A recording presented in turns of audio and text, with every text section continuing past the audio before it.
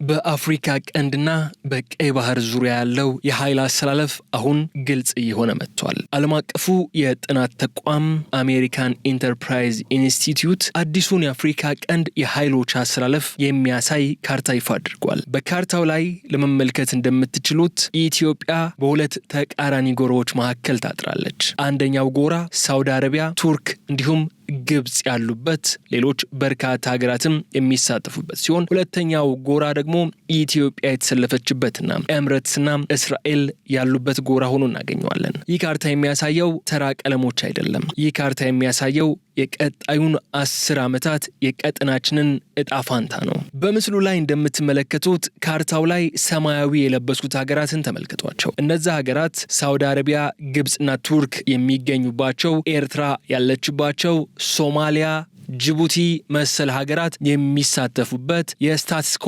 አክሲስ በመባል የሚታወቅ ጥምረት ነው። ይህ ጥምረት የነባር ስርዓት አስከባሪዎች የሚል ቅጽል ስም አለው። ፍላጎታቸው ምንድነው የሚለው ስንመለከት ደግሞ ማዕከላዊ መንግስታት እንዲጠናከሩና አሁን ያለው ቀጠናዊ ቅርጽ እንዳይቀየር ትኩረት አድርገው የሚሰሩ ናቸው። በሌላ በኩል ደግሞ ኢትዮጵያ ያለችበት ከደማቅ እስከ ለስለስ ያለ አረንጓዴ ቀለም የተቀቡ የለበሱ ሀገራትን ደግሞ እንመልከት። እነዚህ ሀገራት ደግሞ ኢትዮጵያ፣ የተባበሩት አረብ ኤምሬትስ፣ እስራኤል ብሎም እነ ኬንያ፣ ሶማሊላንድ፣ ሳውት ሱዳን፣ ቻድ፣ ኡጋንዳ የመሳሰሉ ሀገራት የሚሰለፉበት ጥምረት ሲሆን ይህ ጥምረት ደግሞ ሪቪዥኒስት የሚል ስም ተሰጥቶታል። እነዚህ ኃይሎች ለዋጭ ኃይል የሚል ስም የተሰጣቸው ሲሆን ምክንያቱ ደግሞ እነዚህ ሀገራት አዲስ ስልታዊ ትብብር በመፍጠር የቀይ ባህርን የኃይል ሚዛን ለመቀየር እየሰሩ ስለሆነ ነው ተብሏል። ከዛ ባሻገር በካርታው ላይ ቢጫ ቀለም የለበሱ ሀገራት ደግሞ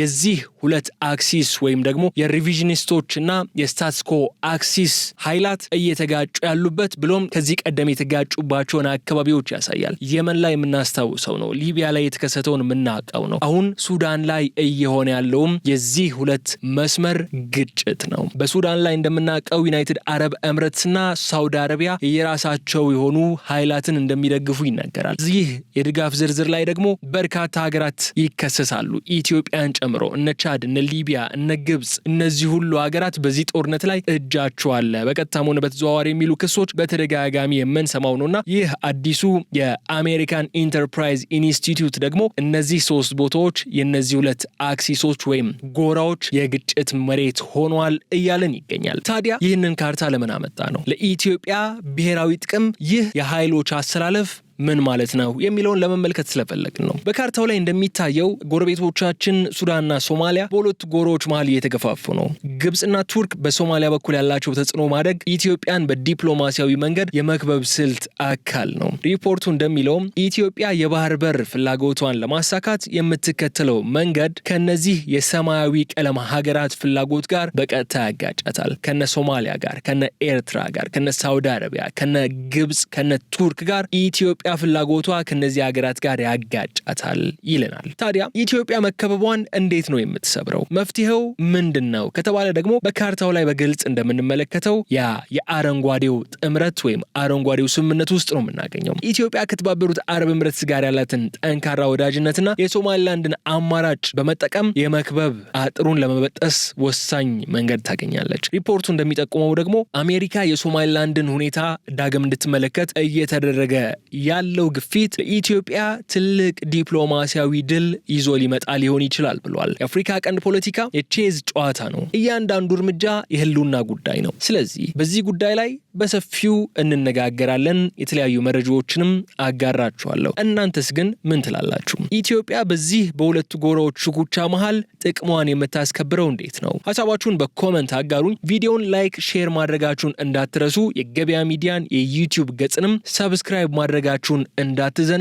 ከአጭር መሸጋገሪያ በኋላ በዝርዝር ነጥቦች እመለሳለሁ። እስከዛ ድረስ ግን እናንተ ስለዚህ የኃይል አሰላለፍ ምን ሐሳብ አላችሁ? እንዴት ተመለከታችሁት? ኮመንት መስጫው ላይ አስፍሩልኝ። አብራችሁን ቆዩ።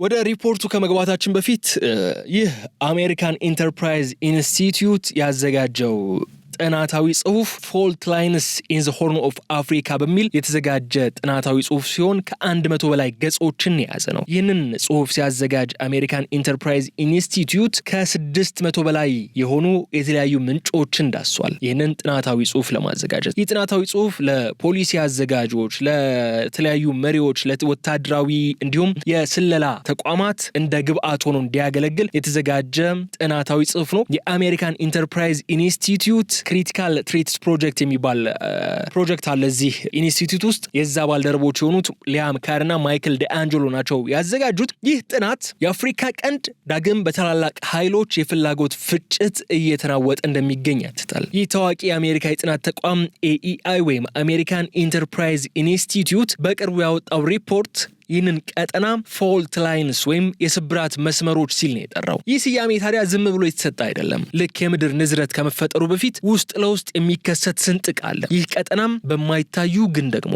አደገኛ በሆኑ ፖለቲካዊ ስንጥቆች እየተሞላ መሆኑን ለመግለጽ የተጠቀመበት ቃል ነው። ዛሬም ታዲያ በዚህ መሰረት የምንጠይቀው ትልቁ ጥያቄ ይህ የሀያላን ሽኩቻ ለኢትዮጵያ ምን ትርጉም አለው የሚለውን ነው። ይህንን ጥናታዊ ጽሑፍ ከኢትዮጵያ ብሔራዊ ጥቅም አንጻር እንመለከተዋለን ማለት ነው። ለመጀመሪያ ያክል ግን ይህ ስብራት ሲባል ምን ማለት ነው የሚለውን እንመልከተው። ለኢትዮጵያ ብሔራዊ ጥቅምስ ምን አይነት ስጋት ወይስ እድል ይዞ መጥቷል የሚለውን ጥያቄ በመመለስ ነው የምንጀምረው። መጀመሪያ ላይ ስብራት የሚለው ቃል በደንብ መረዳት ግድ ይለናል። በጂኦሎጂ ትምህርት መሰረት ስብራት ወይም ፎልት ላይን የሚባለው ሁለት ግዙፍ አለቶች እርስ በርስ ሲጋጩና በመካከላቸው ከፍተኛ የሆነ ጫና ሲፈጠር ነው። አሁን በአፍሪካ ቀንድ እየሆነ ያለውም ታዲያ ይሄው ነው። ስብራቱ ያለው በድንበሮቻችን ላይ ብቻ አይደለም። ስብራቱ ያለው በዓለም አቀፍ ኃይሎች ፍላጎት መካከል ነው። ለረጅም ዘመናት ኢትዮጵያ እዚህ ቀጠና አንከር ወይም መልህቅ ተደርጋ ትወሰድ ነበር። ያ ማለት የቀጠናው መረጋጋትም ሆነ መናወጥ የሚወሰነው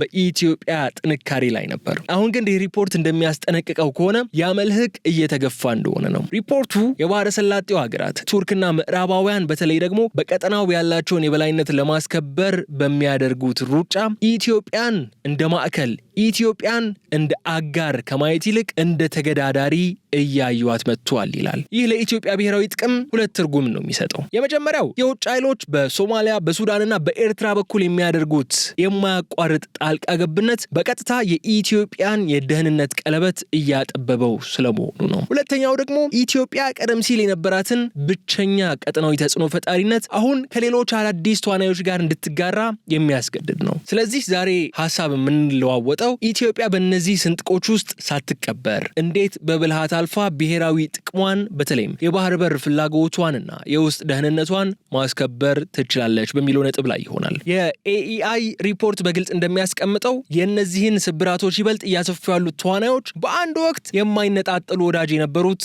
ሳውዲ አረቢያና የተባበሩት አረብ ኤምሬትስ ናቸው። እነዚህ ሁለት ኃይላት ዛሬ በአፍሪካ ቀንድ ላይ የበላይነትን ለማግኘት በሚል ጦርነት ውስጥ ገብተዋል። ብዙዎች ይህ የእነሱ የቤት ስራ ነው ሊሉ ይችሉ ይሆናል። ነገር ግን ይህ ሽኩቻ የኢትዮጵያን ደጃፍ እንዴት እያንኳኳ እንዳለ መመልከት ግድ ይለናል። በተለይ ደግሞ ኢትዮጵያ ከሁለቱም ሀገራት ጋር ያላት ግንኙነት ወሳኝ በሆነበት በዚህ ወቅት በሁለቱ ሀገራት መሃል መሆን ምን አይነት አደጋ አለው የሚለውን መመልከት ግድ ይለናል። ይህ የሳውዲና የኤምሬትስ ፍጥጫ ለኢትዮጵያ የሚዛን ፈተና ነው። ሪፖርቱ እንደሚለው ደግሞ የሁለቱ ሀገራት ስትራቴጂካዊ ፍላጎት በሁለቱ ተቃራኒ ዋልታዎች ላይ የቆመ ነው። በአንድ በኩል የተባበሩት አረብ ኤምሬትስ ነው የምትገኘው። ኤምሬትስ ቀደም ሲል መግቢያችን ላይ እንዳነሳ ነው ለዋጭ ኃይል ተብላ ወይም ሪቪዥኒስት ተብላ የምትታወቅ ሀገር ሆናለች። ፍላጎቷ ደግሞ የባህር ላይ ንግድ የበላይነትን መያዝ ነው። ለዚህም ነው እንደነ ሶማሊላንድና ፑንትላንድ ካሉ ማዕከላዊ መንግስትን የማይቀበሉ ወይንም ራሳቸውን የቻሉ ክልሎች የምትደግፈው ከነሱ ጋር የተለያዩ እንቅስቃሴዎችና ስምምነቶችን የምታደርገው። ለኢትዮጵያ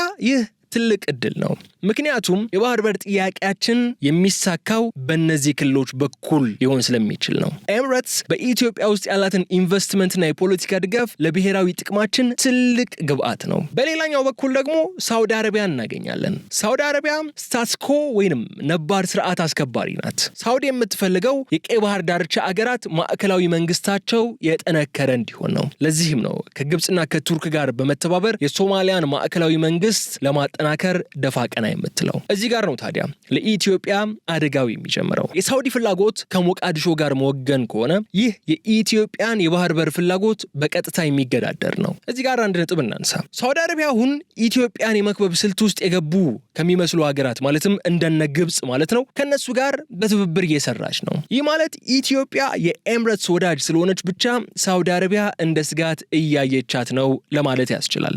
ፖለቲካ ላይ የወዳጄ ጠላቴ ነው የሚል አሰራርና አስተሳሰብ ኦልሞስት አሁን ወደ ህግ እየተቀየረ ያለ ነው። ሳውዲ አረቢያ ኤምሬትስ በቀጠናው ላይ ያላትን የበላይነት ለመቀነስ ስትል የኤምሬትስ ወዳጅ የሆነችውን ኢትዮጵያን በዲፕሎማሲያዊ መንገድ ማዳከም እንደ ስልት ሊታያት ይችላል። ይህ በኢትዮጵያ ብሔራዊ ጥቅም ላይ የሚፈጥረው ዋና ጫናዎች ደግሞ የመጀመሪያው የኢኮኖሚ ጫና ነው። ሁለቱም ሀገራት የኢትዮጵያን የውጭ ምንዛሬና የኢንቨስትመንት ምንጮች ናቸው። በአንድ በኩል ስንቆም ከሌላኛው ጋር የምናጣው ጥቅም ይኖራል ማለት ነው። ሁለተኛው የደህንነት ጫና ነው። ሳውዲ አረቢያ በሱዳንና በሶማሊያ ላይ ያላትን ተጽዕኖ የኢትዮጵያን የደህንነት ስሌት ሊቀይረው ይችላል። ሶስተኛው የባህር በር ሽሚያ ነው። ኤምሬትስ በበርበራ ወደብ በኩል ለኢትዮጵያ በሯን ስትከፍት፣ ሳውዲ ደግሞ ግብፅን ይዛ በሞቃዲሾ በኩል ያንን በር ለመዝጋት ትጣጣራለች ማለት ነው።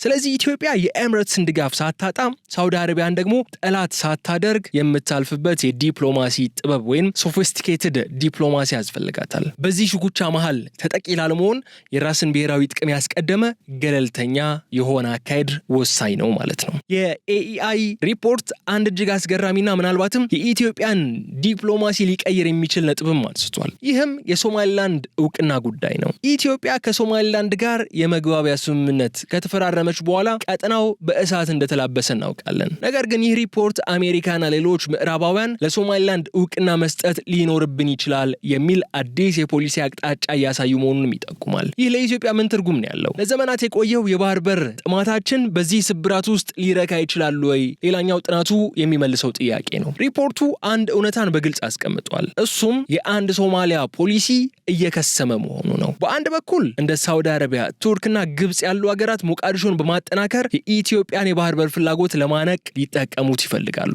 በሌላ በኩል ግን ኤኢአይ ሪፖርት አቅራቢዎች እንደሚሉት በሶማሊያ ያለው ማዕከላዊ መንግስት ደካማና በሙስና የተጨማለቀ ስለሆነ ምዕራባውያን እንደ ሶማሊላንድ ያሉን ተግባራዊ ዲሞክራሲ ያላቸውን አካላት መደገፍ አለባቸው የሚል ግፊት እያደረባቸው ነው። ይህ ለኢትዮጵያ ብሔራዊ ጥቅም የተለያዩ ድሎችን ይዞ ይመጣል። አንደኛው የህጋዊነት ሽፋን ነው። አሜሪካ ወይም ሌሎች ዋና ሀገራት እንደነ እስራኤል የመሳሰሉ የእስራኤልን መንገድ የሚከተሉ ማለት ነው ለሶማሊላንድ እውቅና መስጠት ከጀመሩ ኢትዮጵያ ከሶማሊላንድ ጋር የምታደርገውን ወደብን ባህር ኃይል የመዋል ስምምነት ዓለም አቀፍ ህጋዊነትን ያገኛል። በሌላ በኩል ከሞቃዲሾ ጥገኝነት መውጫ መንገድም ነው። ኢትዮጵያ ለንግድም ሆነ ለደህንነት በሶማሊያ ፌዴራል መንግስት ፍቃድ ላይ ብቻ መደገፏን እንድታቆም ያደርጋታል። ግን እነዚህ ድሎች ቢኖሩም ሪፖርቱ ግን አሁንም ስጋቶች እንዳሉ ያስቀምጣል። ግብጽና ቱርክ በሶማሊያ በኩል የጦር ሰፈር ለመመስረትና የኢትዮጵያን የባህር ኃይል ገና ሳይወለድ ለማጨናገፍ እየሰሩ ነው። ታዲያ ኢትዮጵያ ይህንን የመክበብ ስልት ኢንሰርክልመንት እንዴት ነው የምትሰብረው? ሶማሊላንድ ብቻ መያዝስ በቂ ነው ወይ የሚል ጥያቄ ማንሳት ግድ ይላል። ይህንን ጥያቄ በቀጥታ ስንመልሰው ደግሞ በፍጹም በቂ አይደለም። እዚህ ጋር ነው የኢትዮጵያ ብሔራዊ ጥቅም ጥበብ የሚጠይቀው። ሪፖርቱ እንደሚጠቁመው ኢትዮጵያ ሶማሊላንድን እንደ አማራጭ ስትጠቀም በተመሳሳይ ጊዜ ከሞቃዲሾ ጋር ያለውን ውጥረት፣ ከኤርትራ ጋር ያለውን ውጥረት ዲኤስካሌት ወይም ማርገብ አለባት። ምክንያቱ ግብጽ የምትፈልገው ኢትዮጵያና ሶማሊያ፣ ኢትዮጵያና ኤርትራ ወደ ግጭት እንዲገቡና ኢትዮጵያ በሁለት ግንባር እንድትጠመድ ነው።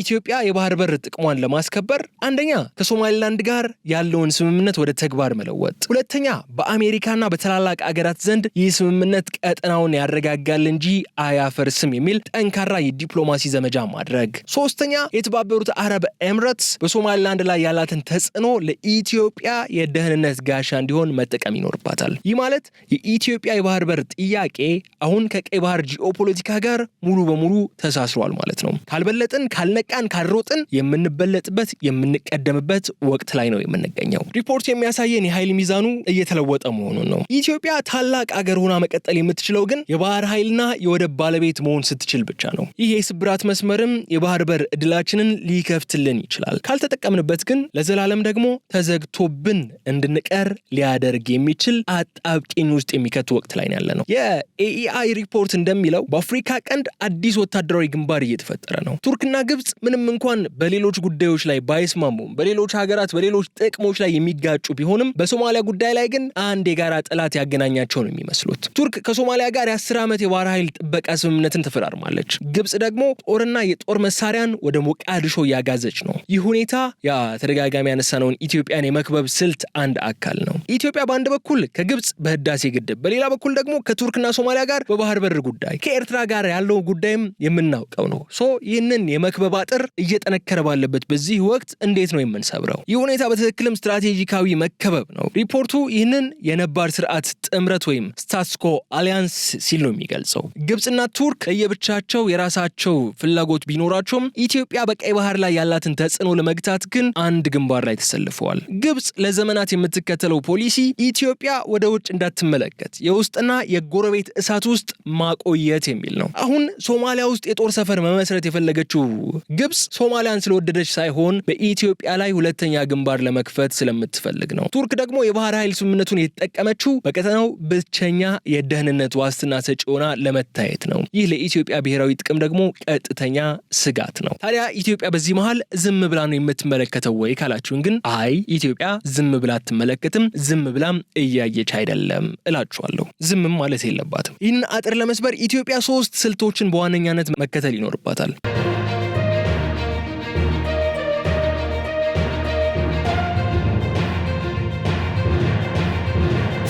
አንደኛው ካውንተር አሊያንስ ነው። በጥምረት አንድ ነገር አንተን ለማድረግ፣ አንተን ለመክበብ፣ አንተን ለማጥቃት እንቅስቃሴዎች ሲኖሩ እሱን ጥምረት ካውንተር የምታደርግበት አንተም የራስህ ጥምረት ያስፈልጋል። ቱርክ ከኢትዮጵያም ጋር ጥልቅ የሆኑ ግንኙነት አላት። ለምሳሌ በድሮን ሽያጭና ሌሎች የቴክኖሎጂ ምርቶች። ኢትዮጵያ ቱርክን ከግብጽ ጎራ ነጥሎ ለማውጣት የኢኮኖሚ ደህንነትን እንዲሁም ጥቅሞችን እንደ መደራደሪያ መጥቀም ትችላለች። ከኛ ጋር ስትሆኑ ይህን ታገኛላችሁ፣ ሶማሊያ ላይ ከምታገኙት ጥቅም እኛ ጋር የምታገኙት ጥቅም ይበልጣል የሚል መልእክት በግልጽ ማድረስ ማለት ነው። ሁለተኛው የሶማሊላንዱ ካርድ ነው። አሁንም በኢትዮጵያ እጅ የሚገኘው ይህንን ጨዋታ ድብልቅልቁን ሊያወጣ የሚችልና ኢትዮጵያን ለሌላ ድል ሊያደርስ የሚችለው ይህ የሶማሊላንዱ ካርድ ነው። ይህ ሪፖርት እንደሚለው ከሆነ ቱርክና ግብጽ ሞቃዲሾን ሲይዙ ኢትዮጵያ ደግሞ ሶማሊላንድን ይበልጥ መጣበቅ ወይም ሶማሊላንድን ጠበቅ አድጋ መያዝ አለባት። ሶማሊላንድ የመክበብ ስልቱ የማይሰራባት ደሴት ሆና ማገልገል ትችላለች። ለምን? ሶማሊላንድ ላይ ኢንተረስት ያላቸውን ሀገራት መመልከት እንችላለን። እስራኤል መታለች፣ ዩኤኢ አለች፣ አሜሪካም ሶማሊላንድ እውቅና እንድትሰጥ ግፊቶች እየተደረጉ ነው፣ ጥያቄዎችን እየቀረቡ ነው። ኢትዮጵያ ራሷን ከሶማሊላንድ ጋር ማገናኘት የሶማሊላንድ ካርድ ለኢትዮጵያ ሌላ ድል ይዞ ሊመጣ የሚችል ጉዳይ ነው። ሶስተኛ የውስጥ ደህንነትን ማጥበቅ ነው። ግብጽ በሶማሊያ በኩል የጦር መሳሪያን ስታስገባ ያ መሳሪያ ወደ ኢትዮጵያ የውስጥ አማጽያን እንዳይደርስ የድንበር ቁጥጥርና የደህንነት መረጃ ልውውጥን ማጠናከር የሞት ሽረት ጉዳይ ነው። አንድ የሚገርም ነጥብን ጨምርና ወደ ሌሎች ጉዳዮች እናልፋለን። ሪፖርቱ እንደሚለው ግብጽ ከ10,000 በላይ ወታደሮች ወደ ሶማሊያ ለመላክ አቅዳለች። ኢትዮጵያ ደግሞ በድንበር ላይ ጦሯን ማከማቸቷ ቀጥተኛ ግጭት ሊያስከትል አይችልም ወይ? ይህስ የኃይል ማሳያ ብቻ ነው ወይ የሚለው ጥያቄ። እርግጥ ነው የግብጽ ጦር ወደ ሶማሊያ መንቀሳቀስ አደጋ አለው። ግጭቱ የሚፈጠረው ግን አንድ ወገን የተቀመጠውን መስመር ወይም ሬድ ላይን ሲያልፍ ነው። ለኢትዮጵያ ቀይ መስመሩ የኢትዮጵያ የህዳሴ ግድብ ደህንነትና የባህር በር ፍላጎት ላይ መሰናክል መሆን ነው። ግብጽ ሶማሊያ ውስጥ ሆና እነዚህን ጥቅሞች የምትነካ ከሆነ ግጭቱ የማይቀር ነው። ነገር ግን ሪፖርት የሚመክረው ብልህ መከላከያ ነው። ይህም ጠላትን ሳይተኩሱ በዲፕሎማሲና በኢኮኖሚ ማዳከም ነው። እሺ አሁን ደግሞ ፊታችንን ወደ ምዕራብ እናዞራለን። የኤኢአይ ሪፖርት እንደሚለው ሱዳን ዛሬ የመንግስትነት ቅርጿን አጥታ ወደ ዘላለማዊ ጦርነት እየተቀየረች ወይም እየገባች ያለችበት ሁኔታ ነው ያለው። ሱዳን ለኢትዮጵያ የጎረቤት ሀገር ብቻ አይደለችም፣ የታላቁ ህዳሴ ግድብ መዝጊያና መክፈቻ በርም ጭምር ነች። በሱዳን ጦር ኤስኤኤፍ እና በፈጥኖ ደራሽ ኃይሉ አርኤስኤፍ መካከል ያለው ጦርነት እንዲሁም የውጭ ኃይሎች እጃቸው ማስገባታቸው ለኢትዮጵያ ብሔራዊ ጥቅም ምን አይነት አደጋን ይዞ ይመጣል? በተለይ በድንበር አካባቢ ያለው አለመረጋጋት ለግድባችን ደህንነት ስጋት አይሆንም ወይ የሚለው ጥያቄ ማንሳት ግድ ይለናል። የሱዳን ሁኔታ ቁስል ላይ እንጨት እንደመስደድ በመባል እንደሚገለጸው አይነት ነው። ሪፖርቱ እንደሚለው ሱዳን ውስጥ ያለው ስብራት ቀጥተኛ የሆነ ፕሮክሲ ዋር ወይም የውክልና ጦርነት ከሆነ ሰነባብቷል። በአንድ በኩል ግብጽና ሳውዲ አረቢያ የሱዳን ጦርን ይደግፋሉ። በተቃራኒው ደግሞ የተባበሩት አረብ ኤምሬትስ ፈጣን ድጋፍ ሰጪ ኃይሉን አርኤስኤፍን እንደምትደግፍ ይነገራል። ምንም እንኳን ዩኤኢ ይህንን ክስ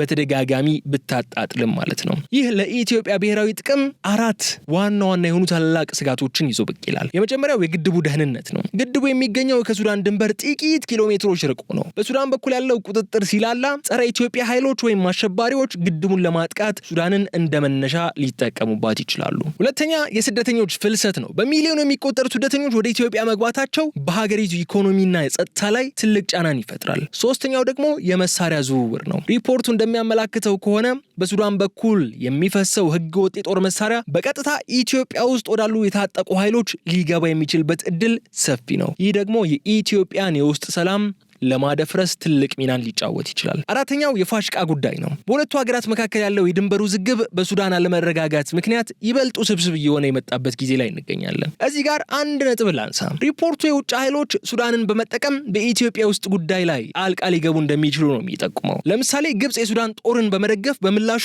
ኢትዮጵያ ላይ ጫና እንዲፈጥሩላት ልታደርግ ትፈልጋለች። ይህ ደግሞ የሚያጠራጥር አይደለም። ግብጽ ሱዳንን እንደ ስትራቴጂካዊ ጥልቀት ወይም ስትራቴጂክ ደብዝ ነው የምታያት። ሱዳን ውስጥ ጠንካራና ለግብጽ ታማኝ የሆነ ኃይል ካለ በህዳሴ ግድብ ድርድር ላይ ኢትዮጵያ ብቻዋን እንድትቆም ያደርጋል።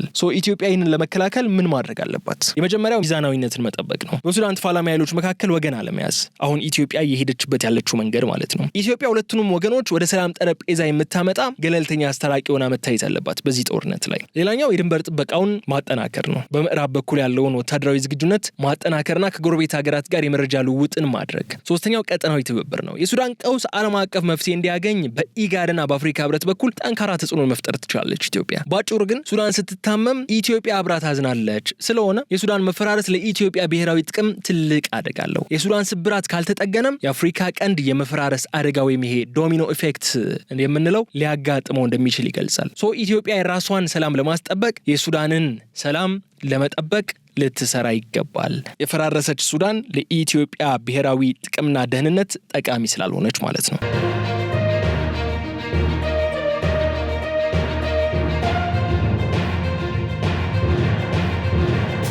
ከአካባቢው ሽኩቻዎች ወጣ ብለን ደግሞ እስቲ አሁን ዓለም አቀፍ ደረጃ ያለውን ምስል እንመልከተው። ሪፖርቱ አንድ እውነታን እዚህ ላይ በግልጽ አስቀምጧል። አሜሪካ በአፍሪካ ቀንድ የነበራትን የበላይነት እየተሸረሸረ ያለበት ሁኔታ ነው ያለው። በሌላ በኩል ደግሞ ቻይና በኢኮኖሚ፣ ሩሲያ ደግሞ በወታደራዊ መስክ በተለይ በፖርት ሱዳን በኩል ቦታ ለመያዝ እየተጋፉ ነው ያሉት። በእነዚህ ሁለቱ ግፊያ አሜሪካ ገሸሽ እየተደረገች ነው። ኢትዮጵያ ለረጅም ዘመናት የአሜሪካ ስትራቴጂካዊ ወዳጅ የነበረች ሀገር ነች። አሁን በሁለቱ ሀገራት መካከል ያለው ግንኙነት የለም ማለት አይቻልም፣ የቀዘቀዘ የሚመስል አይነት ነው። ሪፖርቱ እንደሚለው አሜሪካ የምትመለስበት ወይስ ቻይናና ሩሲያ ቀጠናውን የሚቆጣጠሩበት ወቅት ላይ ያለ ነው የሚል ጥያቄን ያነሳል። ይህ አዲሱ ቀዝቃዛ ጦርነት ወይም ዘ ኒው ኮልድ ዋር ወደ አፍሪካ ቀንድ መውረዱን የሚያሳይ ነው። ሪፖርቱ እንደሚለው አሜሪካ በቀጠናው ያላት ተጽዕኖ መዳከም ለኢትዮጵያ ባለ ሁለት ስለት ቢላዋ ሆኗል። በአንድ በኩል የአሜሪካ ጫና መቀነስ ኢትዮጵያ በውስጥ ጉዳዩዋ ላይ ያላትን የሉዓላዊነት ነጻነት ሊጨምርላት ችሏል። በሌላ በኩል ግን አሜሪካ ከቀጠናው ስትወጣ የሚፈጠረውን ክፍተት ቻይናና ሩሲያ ብቻ ሳይሆኑ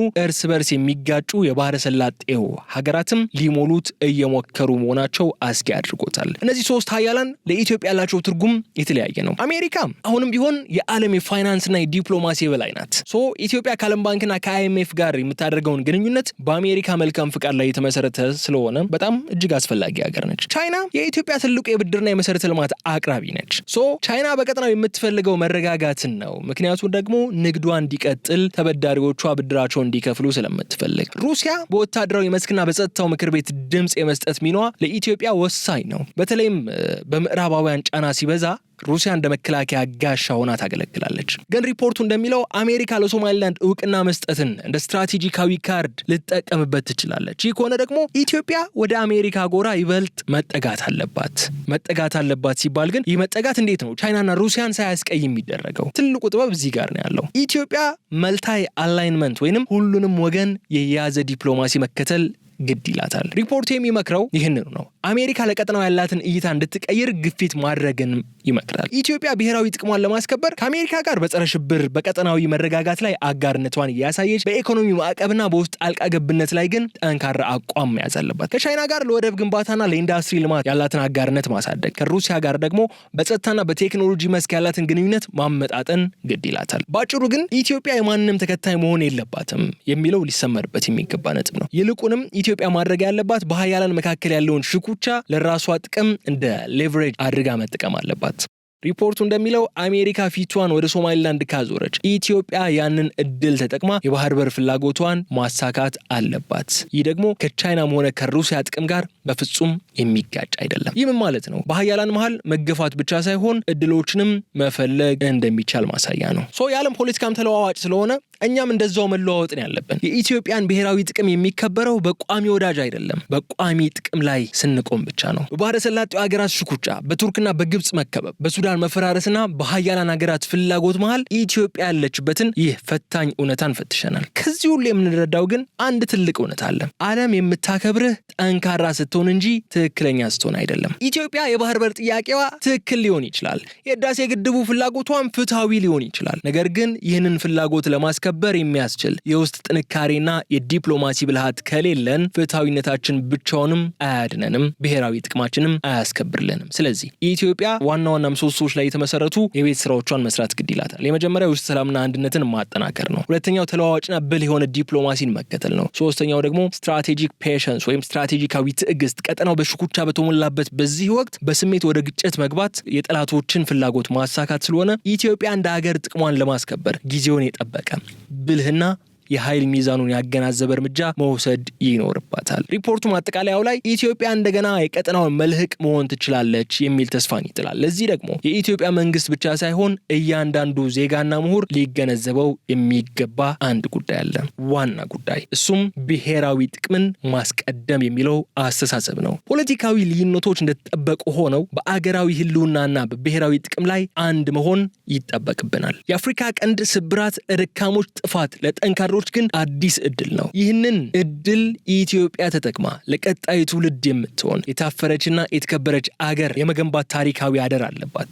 ይህንን ለማድረግ ደግሞ ዋነኛው ጉዳይ መንግስት ብቻ ሳይሆን እያንዳንዱ ዜጋ ሊገነዘበው የሚገባው ጉዳይ ብሔራዊ ጥቅምን ማስቀደም ነው። ክቡራትና ክቡራን ተከታታዮቻችን በአፍሪካ ቀንድ ዙሪያ በማተኮር አሜሪካን ኢንተርፕራይዝ ኢንስቲትዩት ክሪቲካል ትሬትስ ፕሮጀክት ያወጣውን ሰፋ ያለ ጥናታዊ ጽሑፍ መሰረት በማድረግ ያዘጋጀንላችሁን ልዩ ጥንቅራችን ይህ እስካሁን ስትከታተሉት የቆያችሁትን ይመስል ነበር። እናንተ እንዴት ተመለከታችሁት? ይህንን ጥናታዊ ጽሑፍ መሰረት በማድረግ የተዘጋጀው ፕሮግራም ላይ ያላችሁን ሀሳብ አስተያየት ኮሜንት መስጫ ሳጥን ላይ አጋሩን። በቀጣይ በሌላ ጉዳይ መልሰን የምንገናኝ ይሆናል። እስከዛ ድረስ ግን ቸር ሰንብቱልን። የገበያ ሚዲያን የዩቲዩብ ገጽ ላይክ፣ ሼርና ሰብስክራይብ ማድረጋችሁን እንዳትዘነጉ።